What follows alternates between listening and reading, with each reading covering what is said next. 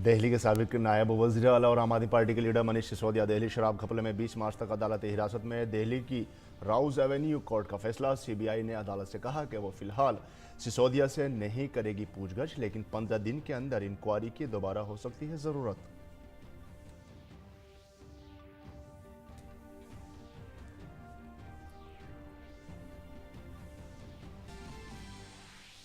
पटना में बिहार की साबिक वज़ीर आला राबड़ी देवी की रिहाइश गाह पर सीबीआई का छापा। जमीन के बदले नौकरी देने के मामले में सीबीआई ने की कार्रवाई।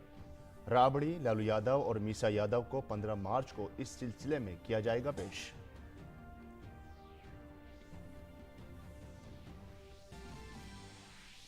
मरकजी वजीर अनुराग सिंह ठाकुर ने कांग्रेस लीडर राहुल गांधी पर एक बार फिर किया हमला। कहा, राहुल गांधी बन गए हैं तनाज़ात का तूफान। मजीद कहा, राहुल गांधी ने बैरून मुल्क जाकर भारत को बदनाम करने का लिया है ठेका।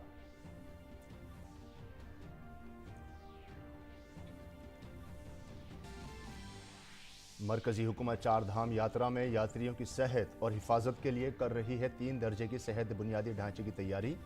मरकजी वजीर सेहत मनसुख मंडाविया ने कहा, ज़ायरीन को फराहम की जाएंगी बेहतरीन मुमकिन सेहत खिदमात। साथ ही मुख्तलिफ मकामात पर एम्बुलेंस की जाएंगी तैनात। यात्रा के रूट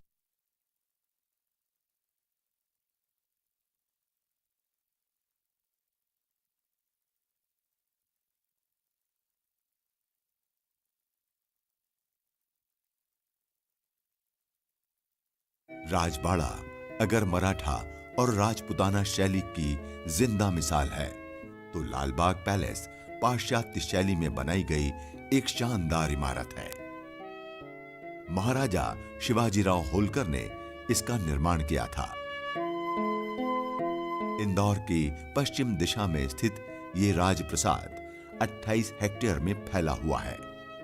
19वीं सदी के अंत में होलकर शासकों ने न केवल ब्रिटिश हुकूमत को स्वीकार किया था, बल्कि अपनी जीवन शैली को भी पाश्चात्य रंग में ढाल लिया था।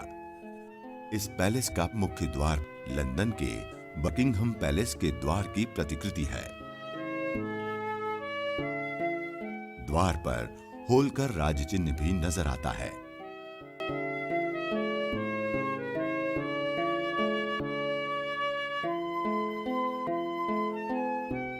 संगमरमर से बना प्रमुख कक्ष पाश्चात्य शैली का एक सुंदर नमूना है।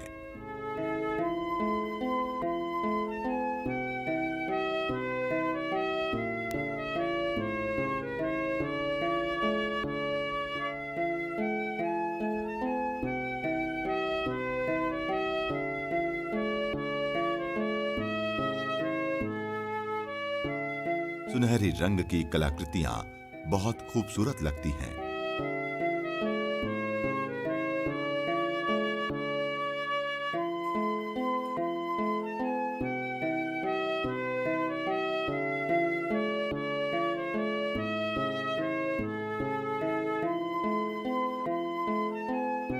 यहाँ के फर्नीचर बर्मा टीक वुड के बने हैं।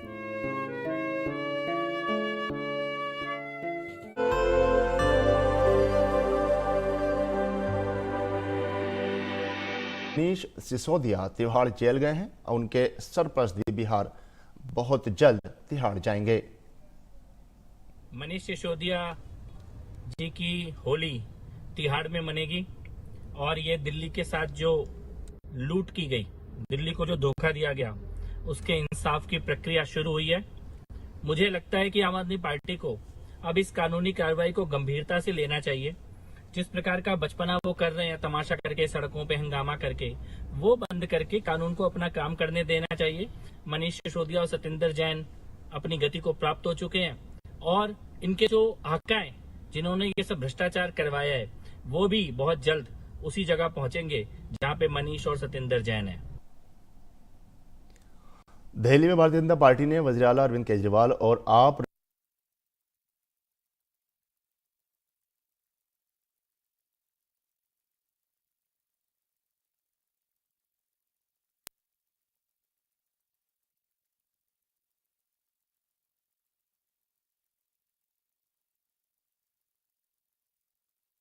दिल्ली की उत्तर विधानसभाओं पे बुराई पे अच्छाई का विजय का त्योहार मना रहे हैं और आज दिल्ली की सबसे बड़ी जो बुराई है वो भ्रष्टाचार है, शराब का घोटाला है, जिसके प्रतीक ये तीनों है, इसलिए इनका पुतला फूंका जा रहा है। और धीरे धीरे वो समय भी दूर नहीं है जब दिल्ली में सही मायनों में एक अच्छा शासन आएगा और इस भ्रष्टाचार से दिल्ली को मुक्ति मिलेगी। मरकजी वजीर अनुराग सिंह ठाकुर ने कहा है कि राहुल गांधी तनाजात से घिरे हुए हैं। गैर मुल्की दोस्त हो, गैर मुल्की एजेंसी या गैर मुल्की चैनल हो, किसी का भी गलत इस्तेमाल करते हुए भारत को बदनाम करने का कोई मौका।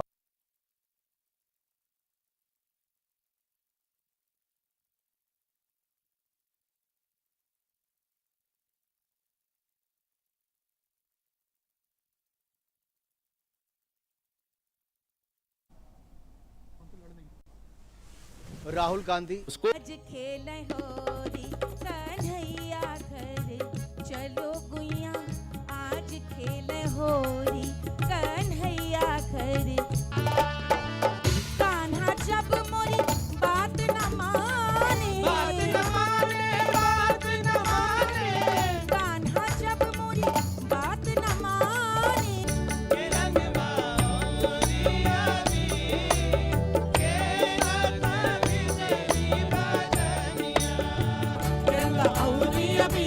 खेलता भी चली बदनिया, अरे खेलता भी चली बदनिया, अरे खेलता भी चली बदनिया।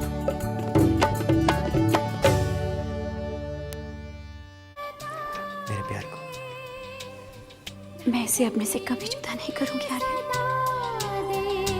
देखोगे भी कैसे रमाकांत, क्योंकि तुम जैसे छोटे लोग अपनी सारी जिंदगी ये सपना देखते देखते गुजार देते हो कि दूसरों की दौलत कैसे हासिल की जाती है।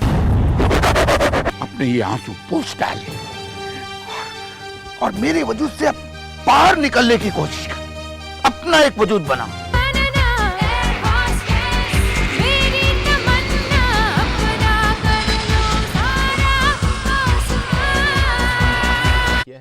लालू प्रसाद के अलावा सीबीआई ने राबड़ी देवी और 14 दीगर को चार्जशीट में मुलजिम बनाया है।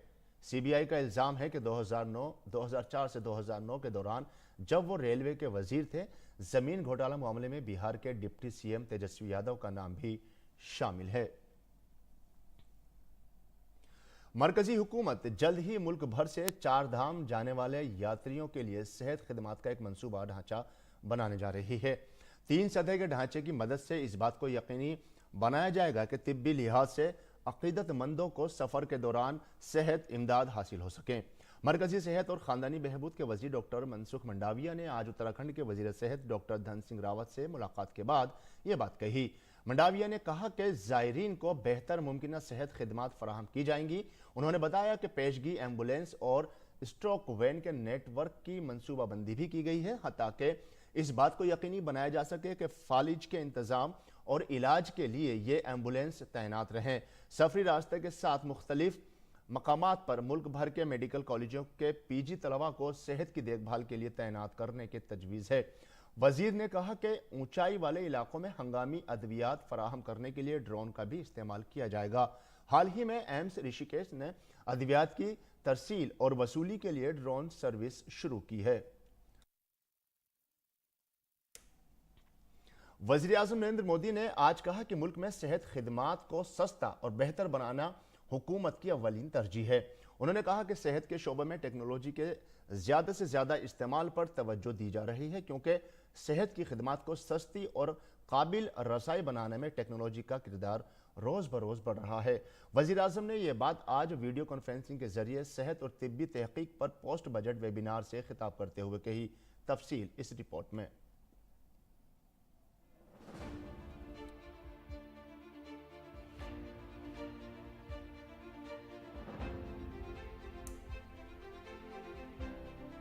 कोरोना के बाद बदले हुए मंजरनामे में दुनिया के मुल्कों की नजर सेहत के बुनियादी ढांचे की तरक्की पर गई है।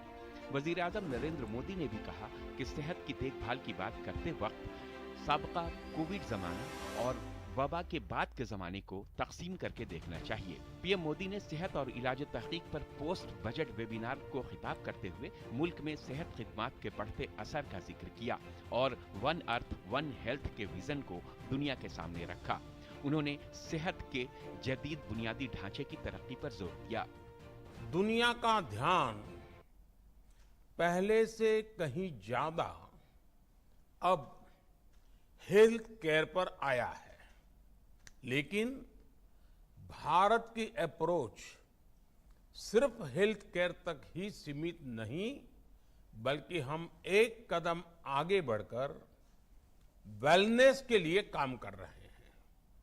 इसलिए हमने दुनिया के सामने एक विजन रखा है, वन अर्थ वन हेल्थ, यानी जीव मात्र के लिए, चाहे वो इंसान हो, एनिमल्स हो, प्लांट्स हो, सबके लिए एक होलिस्टिक हेल्थ केयर की बात कही है। बैरून मुल्क पर इन्हिसार को कम करने के लिए सरकार की तरफ से की जा रही कोशिशों का पीएम ने जिक्र किया। उन्होंने फार्मा के शोबे में यानी दवाओं के शोबे में दुनिया का एतमाद हासिल करने पर खुशी का इजहार किया। कोविड काल में भारत के में फार्मा सेक्टर ने जिस प्रकार पूरी दुनिया का विश्वास हासिल किया है वह अभूतपूर्व है। इससे हमें कैपिटलाइज करना ही होगा। सेंटर्स ऑफ एक्सीलेंस के माध्यम से फार्मा में रिसर्च और इनोवेशन को बढ़ावा देने के लिए नया प्रोग्राम लॉन्च किया जा रहा है। इन प्रयासों से अर्थव्यवस्था को काफी मजबूती मिलेगी, साथ ही रोजगार के नए अवसर भी पैदा होंगे। वजीर आजम नरेंद्र मोदी ने मुल्क में इलाज को किफायती बनाना सरकार की अव्वलीन तरजीह करार दिया। आयुष्मान भारत के तहत अभी तक देश के करोड़ों मरीजों के लगभग 80,000 करोड़ रुपए जो बीमारी में उपचार के लिए खर्च होने वाले थे, वो खर्च होने से बचे हैं। आज देश भर में करीब 9,000 जन औषधि केंद्र हैं। इन केंद्रों पर बाजार से बहुत सस्ती कीमत पर दवाएं उपलब्ध हैं। इससे भी गरीब और मिडिल क्लास परिवारों को लगभग सिर्फ दवाई खरीद करने में 20,000 करोड़ रुपए की बचत हुई है। वेबिनार में अपने खिताब के दौरान पीएम मोदी ने बताया कि गुज़िश्ता वर्षों में 260 से ज्यादा मेडिकल कॉलेज खोले गए हैं। वहीं मेडिकल सीटों की तादाद 2014 के बाद आज के वक्त में तकरीबन दोगुनी हो चुकी है। मेडिकल कॉलेज के पास ही 157 नए नर्सिंग कॉलेज खोलना मेडिकल ह्यूमन रिसोर्स के लिए एक बड़ा कदम है। Bureau report, DD news Urdu खबरें। और बुरहानपुर जिला मध्य प्रदेश का पहला जिला बन गया है जिसके घरानों में 100% पानी नल के कनेक्शन से हैं। जल जीवन मिशन के तहत बुरहानपुर रियासत का पहला जिला बन गया है जिसने 167 पंचायतों के 254 गांवों में घर घर नल का पानी फराहम किया गया है। बुरहानपुर जिले में बारिश के पानी को जखीरा करने और पानी रोकने के लिए तकरीबन 42 करोड़ रुपए की लागत से 310 वाटर स्ट्रक्चर तैयार किए गए हैं। वजीर आजम नरेंद्र मोदी ने ट्वीट किया और मध्य प्रदेश के बुरहानपुर में जल जीवन मिशन के तहत ख्वातीन की ताकत की इन कोशिशों की तारीफ की। वजीर आजम ने मरकजी वजीर प्रहलाद सिंह पटेल के ट्वीट को रीट्वीट किया और लिखा कि बुरहानपुर में ख्वातीन की ताकत की यह कोशिश पूरे मुल्क के लिए एक मिसाल है।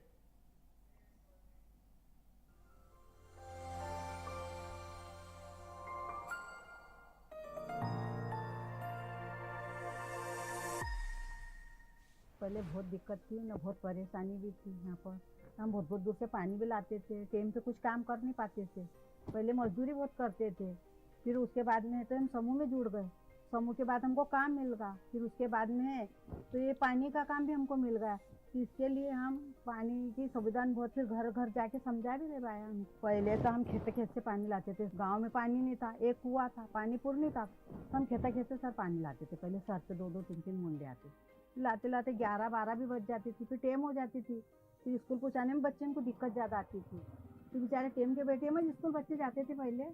पर अब जब से पानी का साधन होगा हमारे गाँव में, जब से बच्चे भी समय पे पहुंच जाते, हम भी स्कूल में चले जाते, खाना वगैरह बनाते।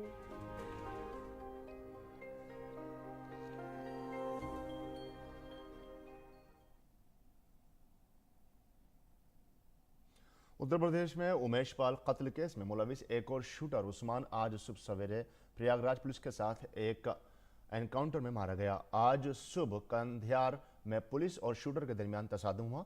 पुलिस के साथ फायरिंग के दौरान उस्मान बुरी तरह जख्मी हो गया था।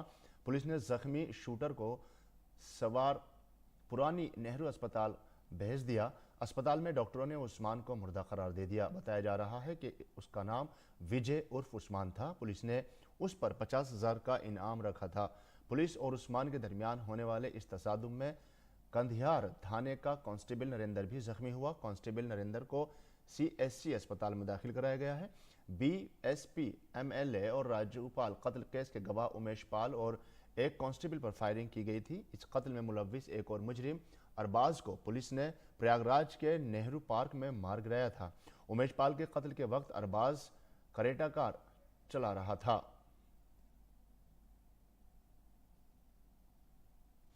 होली से कबल ही मुल्क के तमाम शहरों में होली की धूम है। मथुरा, वृंदावन, काशी समेत कई तारीखी शहरों की होली मुनफरिद है, जिसे देखने के लिए मुल्क व बैरून मुल्क से लोग आते हैं। ढोल नगाड़ों के साथ हवा में उड़ता गुलाल। होली से चंद रोज कबल मुल्क के कोने कोने से ऐसे मनाजिर देखने को मिल रहे हैं। तेलंगाना की राजधानी हैदराबाद में होली की तैयारियां जोरों शोर से जारी हैं। होली और होली उत्सव के मौके पर बाजारों में मुसलसल खरीदारी हो रही है। रंग, गुलाल, पिचकारी, मखोटे, रंग, बैलून और तरह तरह की अशिया से बाजार भरे हुए हैं। हर्बल रंगों की बाजार में अच्छी खासी मांग है। जड़ी बूटियों के रंग जिल्द को नुकसान नहीं पहुंचाते और आसानी से धुल जाते हैं। पंजाब के अमृतसर में मंदिर में फूलों के साथ होली खेली गई।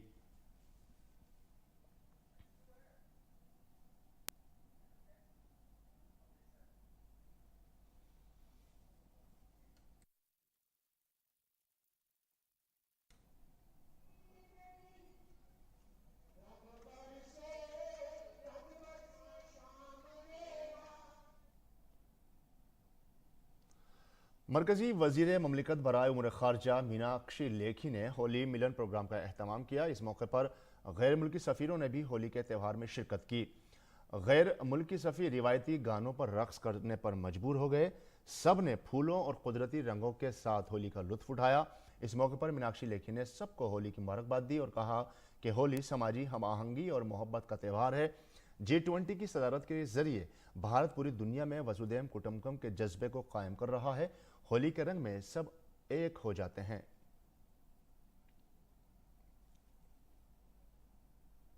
हमारे देश के जितने भी उत्सव हैं वो उसमें बहुत गहरा संदेश रहता है और होली जैसे बाकी उत्सव हैं उसी की तरह इसी का भी कि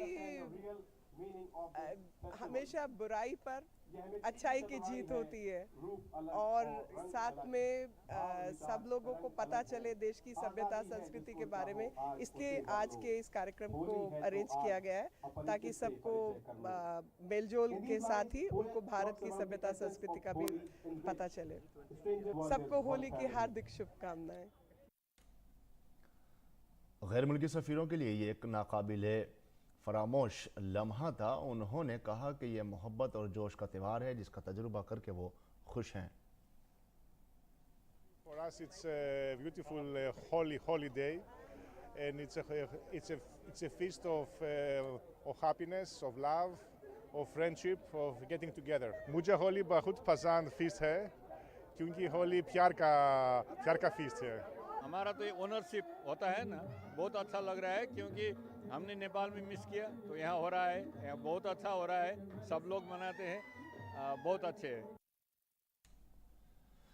दिल्ली उर्दू अकादमी के जरिए नई दिल्ली के श्री राम सेंटर में 32वें 6 रोज़ा उर्दू ड्रामा फेस्टिवल के 5वें दिन प्रज्ञा आर्ट्स ग्रुप के जरिए लक्ष्मी राउत की हिदायतकारी में अकेली ड्रामा पेश किया गया जो मंटू का लिखा हुआ है। इस मौके पर मुतादिद फनकारों ने बहुत ही दिलकश और खूबसूरत अंदाज में ड्रामा स्टेज किया जिसे वहां मौजूद नाज़रीन ने सराहा। दिल्ली से मुत्तसिल गाजियाबाद के 47वें पीएससी टास्क फोर्स ने अपने यहाँ मोरों को तहफ़्फ़ुज़ फराहम किया है। जी हाँ, पीएससी के इस मरकज़ में कौमी परिंदा मोर कंजर्वेशन सेंटर बनाया गया है। इस मरकज़ में बड़ी तादाद में मोर जानवरों के जवानों के इर्द गिर्द देखे जा सकते हैं। उन्हें कुदरती माहौल और खुराक और पानी फराहम करने के लिए 47वें पीएससी टास्क फोर्स ने खुसूसी इक़दाम किए हैं। ये सेंटर IPS कमांडेंट कल्पना सक्सेना की क़यादत में चलाया जा रहा है, जहां मोर ज़्यादा महफूज महसूस कर रहे हैं। यह मरकज़ कैसे चलाया जा रहा है, हमारे नामानिगार गिरीश निशाना ने 47वीं पीएससी टास्क फोर्स की कमांडेंट कल्पना सक्सेना से खुसूसी बात की। पीएससी शांति बहाली के लिए तो पहचानी ही जाती है, लेकिन अब पहचानी जा रही है मोरों के संरक्षण के लिए भी। जी हाँ, गाजियाबाद के 47 पीएससी टास्क फोर्स के अंदर मोर संरक्षण केंद्र बनाया गया है। इस पर ज़्यादा बात करने के लिए हमारे साथ मौजूद हैं यहाँ की कमांडेंट कल्पना Saxena madam.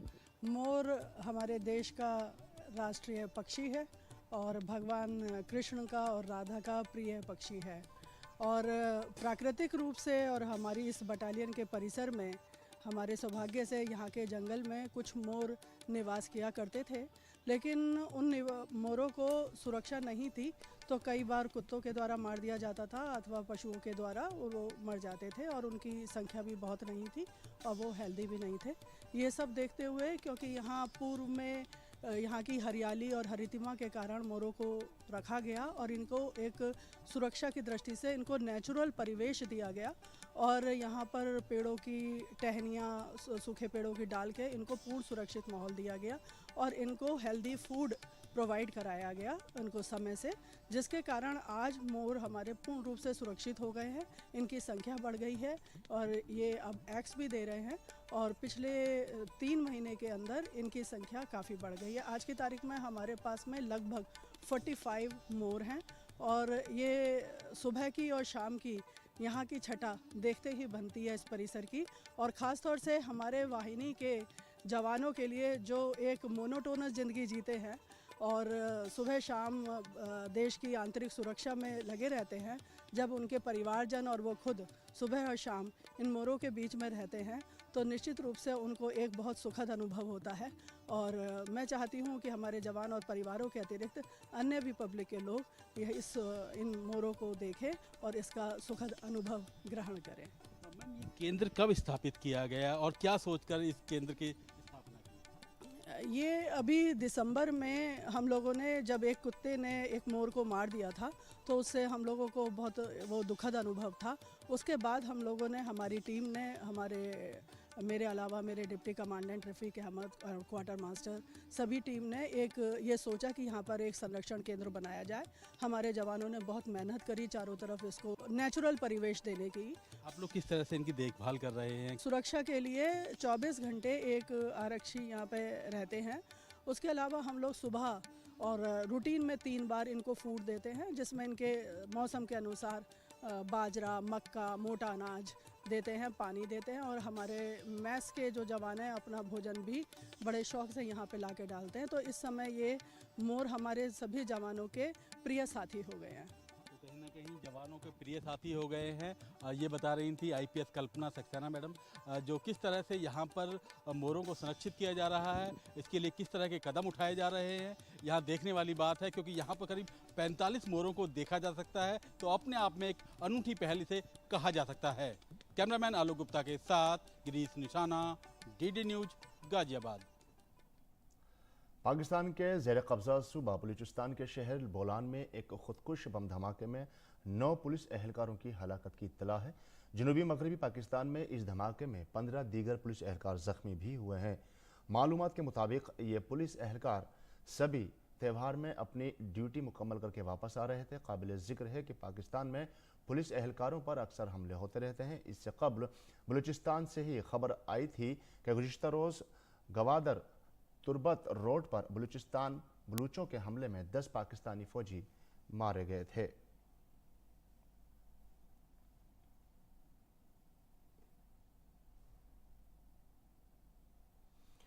Women's premier league में मुंबई इंडियंस और रॉयल चैलेंजर्स बेंगलोर की टीमें आज मुंबई के बराबॉर्न स्टेडियम में आमने सामने होंगे। मुंबई की टीम ने अपना पहला मैच 143 रन के बड़े फर्क से जीता था, वहीं आरसीबी की टीम को शिकस्त का सामना करना पड़ा था। हरमनप्रीत कौर की कप्तानी वाली मुंबई की टीम अपना पहला दिल्ली कैपिटल्स के हाथों 60 रन से शिकस्त हो गई थी। स्मृति मंधवान की कप्तानी में आरसीबी की टीम खाता खोलने के इरादे से मैदान में उतरेगी। और नाज़रीन, इसके साथ खबरनामा यही मुकम्मल होता है। हमारी पूरी टीम को दीजिए इजाजत। आदाब।